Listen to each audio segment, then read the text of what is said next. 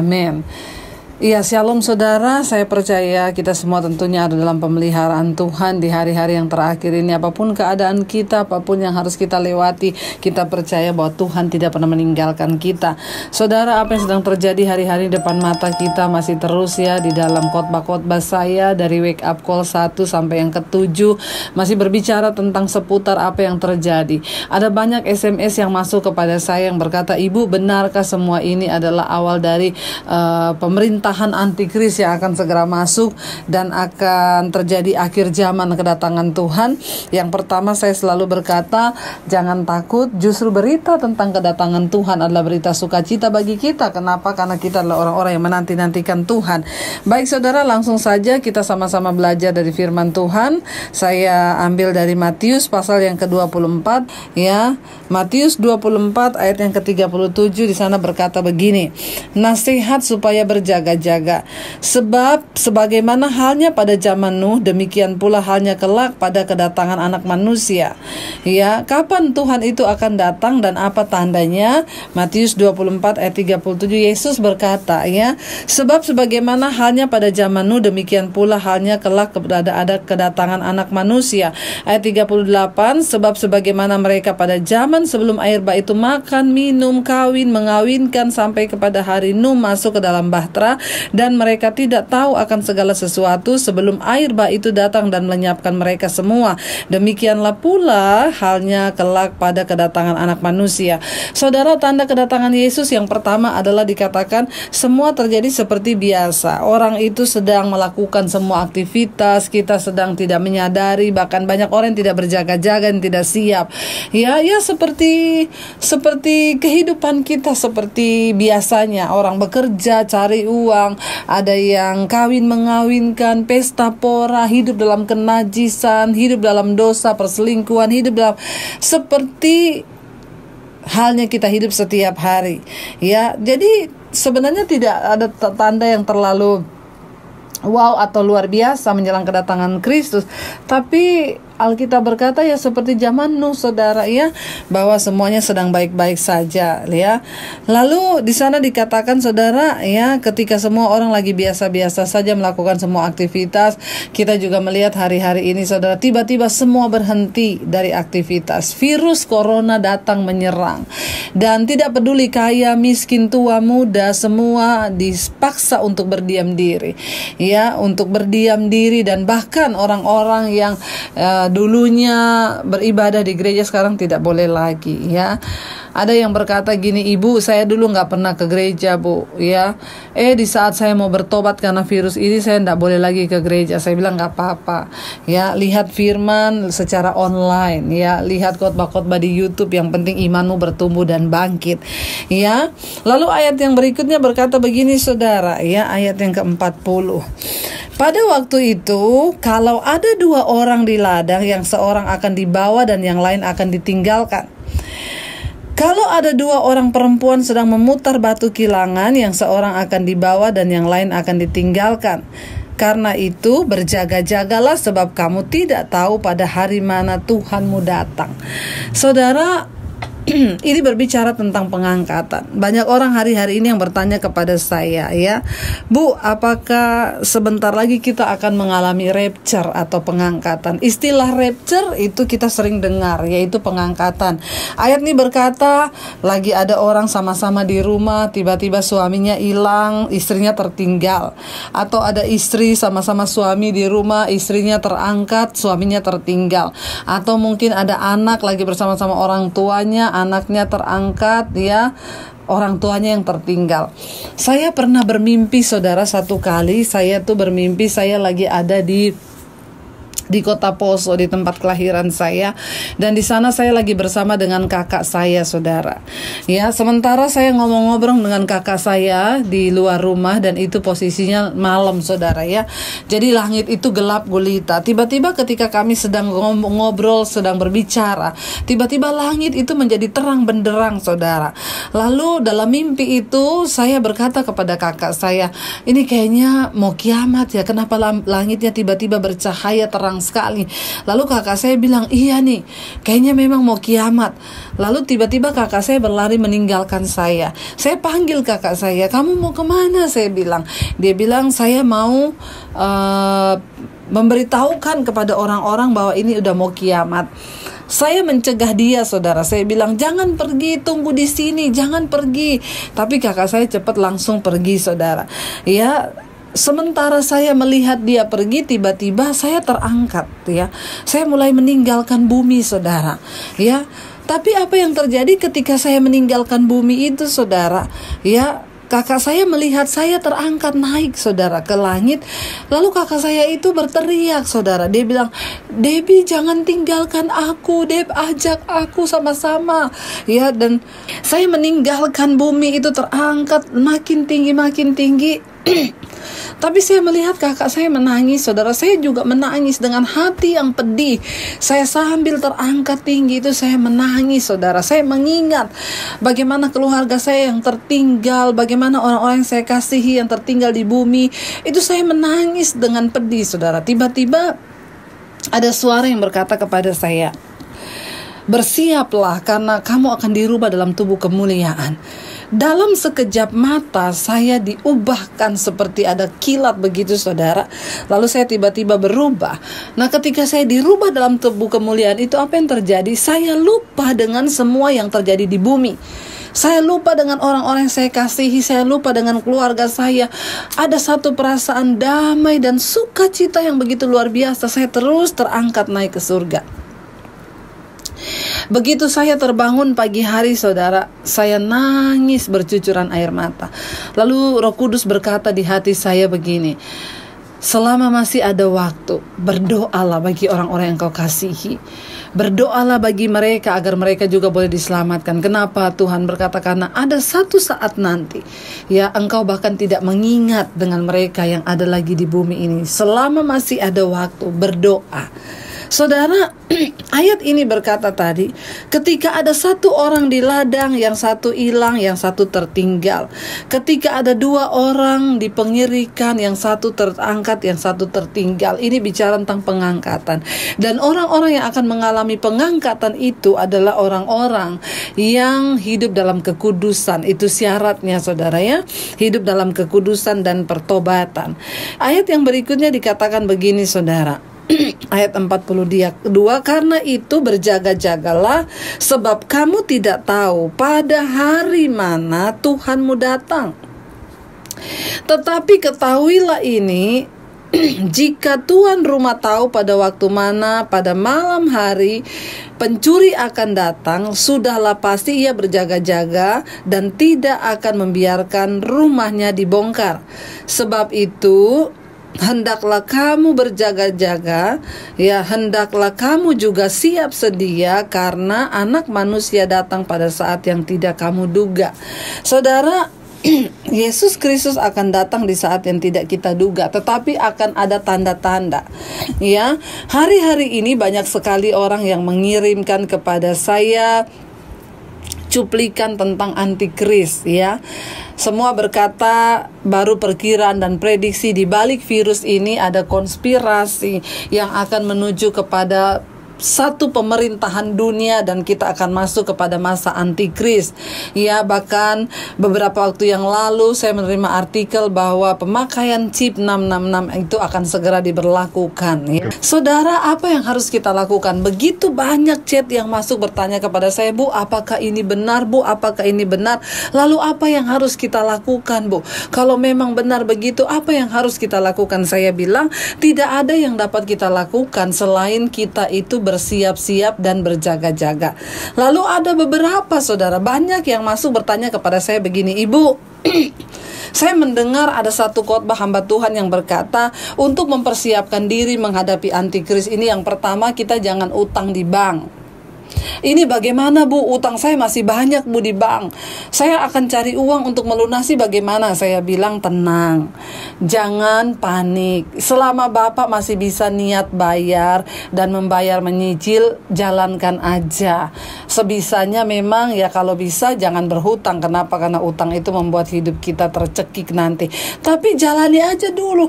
Nah, karena mendengar itu banyak yang sekarang sudah ketakutan. Ibu, saya mau lunasi utang saya, bagaimana Bu? Katanya kalau antikris kita nggak boleh utang di bank. Saudara, tenang ya, tenang ya, jalani. Dan ya, saya takut Bu, nanti kalau datang zaman antikris, Tuhan datang, saya nggak keangkat.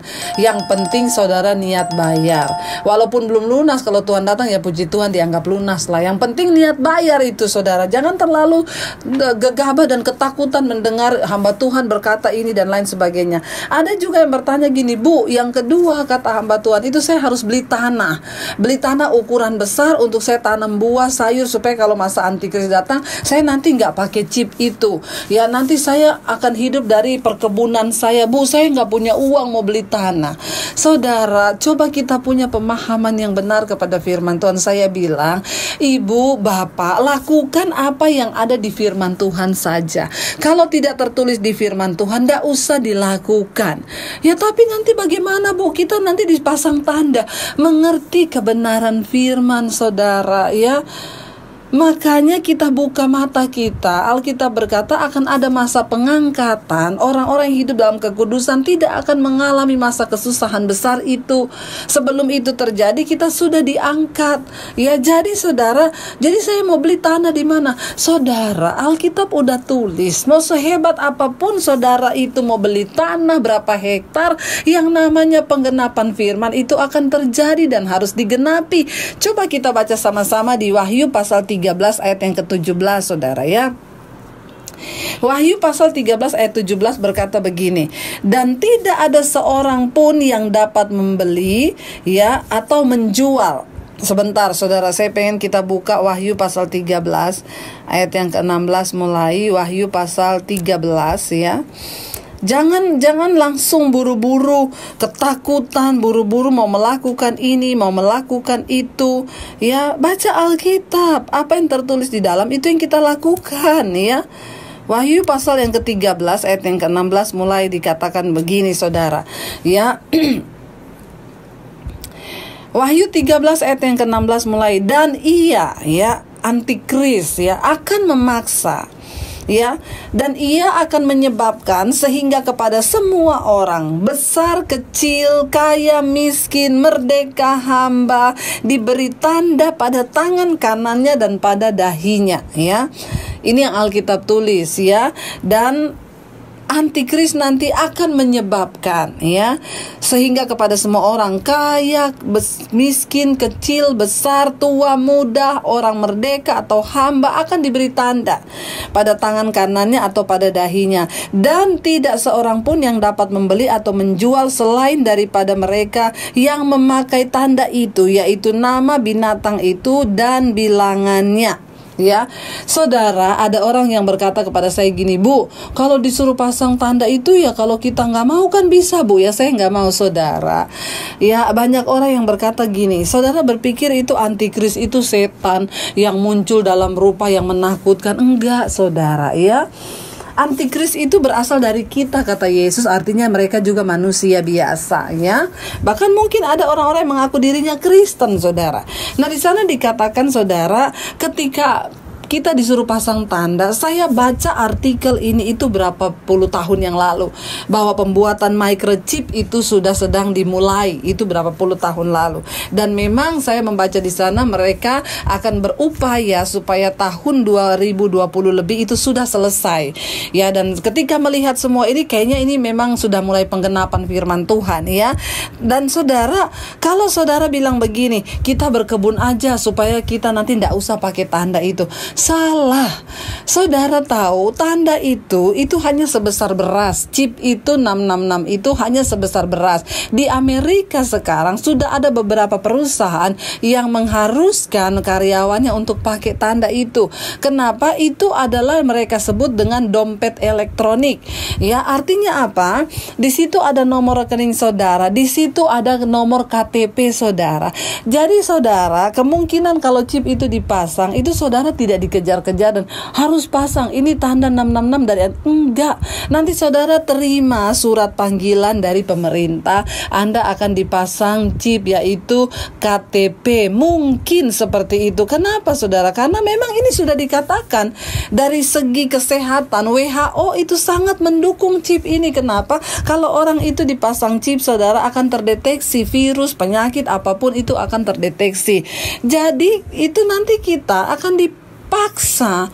Kenapa? Kalau saudara tidak pakai tanda itu, maaf, saudara tidak bisa beli. Sekarang aja saudara kita lihat, tadinya itu kita kalau masuk tol bayar pakai uang cash. Ya, sekarang masuk tol sudah tidak ada pakai uang cash, semua gesek pakai kartu, ting ting ting. Ya, dulu saya berpikir untuk chip itu bisa diterapkan mungkin lama. Kenapa? Karena di bangsa kita saja masih belum terlalu canggih untuk penggunaan uang tunai, masih terus banyak berlaku. Tapi saya mulai terkejut. Kenapa? Saudara lihat hari-hari ini di warung dekat rumah saya, warung kecil itu saudara, orang mau beli rokok, itu tukang ojek mampir lewat, bang beli rokok ya berapa? 2 batang. Oh iya, bayar pakai apa? OVO. Bayar pakai apa? Dana. Bayar pakai apa? GoPay. Tinggal gini, ambil HP-nya tinggal gini, ting ting ting. Itu terjadi hari-hari ini kan. Kenapa kita tidak membuka mata kita? Ya, nah nanti kalau chip itu akan diberlakukan, di situ ada nomor KTP saudara, di situ kenapa itu dikatakan benar-benar canggih? Karena itu orang bilang dompet elektronik akan dipasang. Nanti kita saudara kalau mau belanja di supermarket, ya kita nggak bawa apa-apa. Nanti langsung ke scan nomor rekening kita, saldonya ada berapa. Benar-benar, apalagi saya dengar dengan adanya virus ini kemarin sudah dicanangkan. Ya, beberapa bank sudah berkata bahwa nanti akan ditiadakan penggunaan uang tunai, nanti tidak ada. Semuanya serba pakai, mungkin ke sana akan mengarah kepada chip. Saudara, salah satu yang sangat mengherankan hari-hari ini adalah, ya, saya juga cukup terkejut saudara, di dalam sebuah buku iluminatif yang judulnya adalah The Eyes of Darkness, ya. The Eyes of Darkness itu karangan Dean Knuth, ya. Buku ini saudara dirilis, ditulis, terbit pada tahun 1981.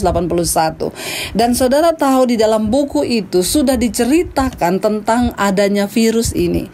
Di sana jelas ditulis bahwa, ya, dikisahkan dalam buku itu ada satu senjata biokimia yang dibuat di salah satu laboratorium di luar kota Wuhan. Di situ ditulis Wuhan. Buku ini diterbitkan tahun 1981, ya, dan di sana ditulis bahwa ceritanya adalah di salah satu laboratorium di luar kota Wuhan itu sedang dikembangkan sebuah virus yang, ya, akan membunuh, ya, umat manusia di dunia. Itu buku ditulis sebelum tahun ini dan sudah ditulis sana tahun 2020 akan terjadi seperti itu. Sekarang ini lagi viral, orang bertanya kenapa di buku iluminatif itu, ya, buku antikris itu sudah tertulis kisah di Wuhan dan jelas di sana adalah Wuhan. Menceritakan di dalam kisah buku itu adalah perjalanan seorang prajurit Amerika yang akhirnya menemukan rekaman dari sebuah disket tentang virus yang sedang dikembangkan di laboratorium Wuhan, ya. Dan ketika sekarang itu benar-benar terjadi, orang gempar saudara, dan ini menjadi sebuah berita yang sehari-hari ini sedang hangat. Kenapa tertulis di buku itu, yaitu di salah satu buku iluminatif. Kita nggak tahu apa yang sedang terjadi, apakah ini kebetulan atau tidak, tapi kita melihat saudara, ya, semuanya sedang ada di depan mata. Mari kita buka mata kita. Saudara tidak usah pusing dan bingung, ibu, apakah kita harus beli tanah, nanam ini, nanam itu. Lakukan apa yang Alkitab suruh, ya. Di sana dikatakan, kita lanjut ayat yang ke-13. Wahyu 13 ayat 17, dan tidak seorang pun yang dapat membeli atau menjual selain daripada mereka yang memakai tanda itu, yaitu nama binatang itu, ya, dan atau nama bilangan namanya. Ya, tidak bisa beli, tidak bisa jual. Kenapa? Karena tidak ada lagi pembayaran pakai tunai, dan semua sudah jadi satu di dalam sebuah chip yang hanya disuntikan ke telapak tangan kita, yang hanya sebesar beras. Itu cuma disuntikan, ting, udah masuk chip itu, saudara. Ya, dan tidak ada lagi uang tunai. Nah, kita melihat semua tanda ini sedang digenapi. Ayat 18 berkata, yang penting di sini ialah hikmat. Barang siapa bijaksana, baiklah ia menghitung, ya, bilangan binatang itu, karena bilangan itu adalah bilangan seorang manusia, dan bilangannya ialah 666, ya, 666.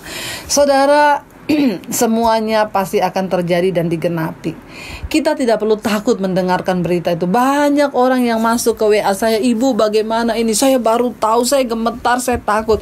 Saudara, berita tentang akhir zaman, tentang kedatangan Tuhan adalah berita sukacita bagi kita. Kenapa?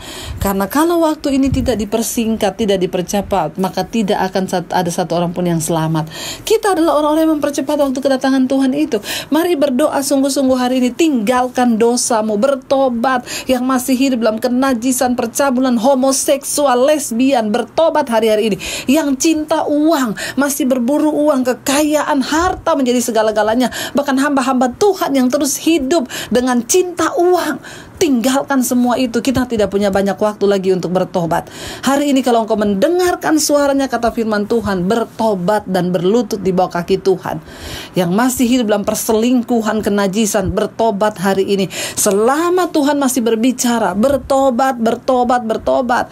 Saudara, ya, apa yang sudah ditulis di firman Tuhan pasti akan digenapi. Bagian kita belajar mempercayai firman dan hidup. Alkitab berkata yang terpenting di sini ialah ketekunan orang-orang kudus, ya, dan hidup di dalam perkenanan Tuhan.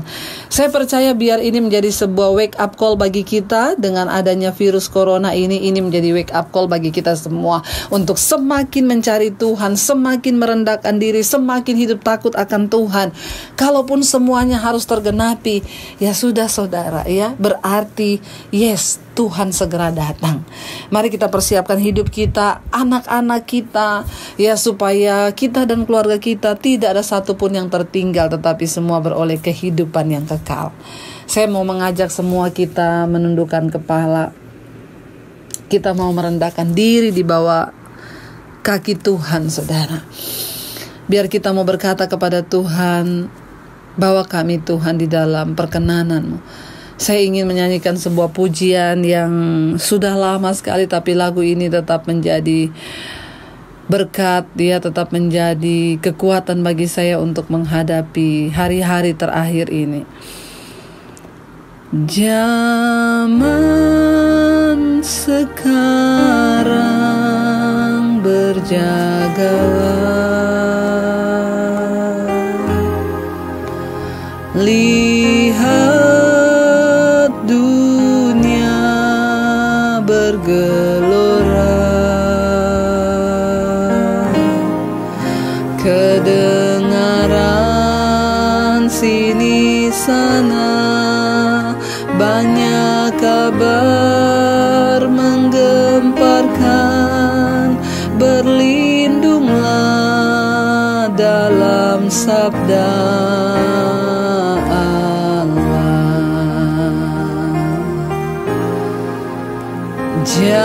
zaman sekarang berjagalah, lihat dunia bergelora, kedengaran sini sana banyak kabar menggemparkan. Berlindunglah dalam sabda Allah. Terima kasih Bapa, kami percaya Tuhan, hanya di dalam Engkau, hanya di dalam firman-Mu, sabda-Mu kami bisa berlindung Tuhan. Jadikan firman-Mu sebagai pedoman dalam hati dan hidup kami Tuhan. Kami mau Bapa berlindung kepada firman-Mu, karena dunia ini akan segera lenyap dengan semua yang ada di dalamnya. Tetapi orang yang benar akan tetap hidup oleh percayanya kepada firman Tuhan. Jadikan kami menjadi orang-orang yang percaya kepadamu. Bahkan malam ini Tuhan, kalau ada di antara kami yang masih hidup di dalam dosa, kenajisan, percabulan, kepahitan Tuhan, kekecewaan, roh cinta uang Tuhan, mencari dan tergila-gila dengan harta duniawi, ajar kami Bapa mengerti bahwa Tuhan adalah segala-galanya bagi kami. Semua itu akan berlalu, tapi Engkau Tuhan tidak akan pernah meninggalkan hidup kami. Biarlah waktu-waktu yang sisa dalam hidup kami mau pakai untuk hidup bagi kepentingan kerajaan Allah. Karena kami tahu hidup ini bukan soal mencapai semua yang kami inginkan, tapi kami harus mencapai apa yang Tuhan inginkan. Terima kasih Bapa, segala pujian, hormat, kemuliaan hanya bagi Engkau. Selamatkan kami, terluputkan kami dari segala siksaan besar, kesusahan besar yang akan terjadi. Kami percaya kami adalah orang-orang yang terlindung dalam naungan-Mu, karena kami mau berjalan di dalam kebenaran dan kekudusan-Mu. Terima kasih Bapa, berkati semua mereka yang mendengarkan, selamatkan setiap rumah tangga dan keluarga. Tidak ada satupun yang tertinggal dan mengalami masa antikris itu, tapi kami akan berlari bersama Tuhan. Kami akan terangkat bersama dengan Tuhan mengalami sorga yang mulia itu. Terima kasih Tuhan, kami tidak takut, tapi kami bersuka cita menyambut kedatangan-Mu kali yang kedua. Di dalam nama Yesus kami berdoa dan bersyukur. Haleluya. Amin.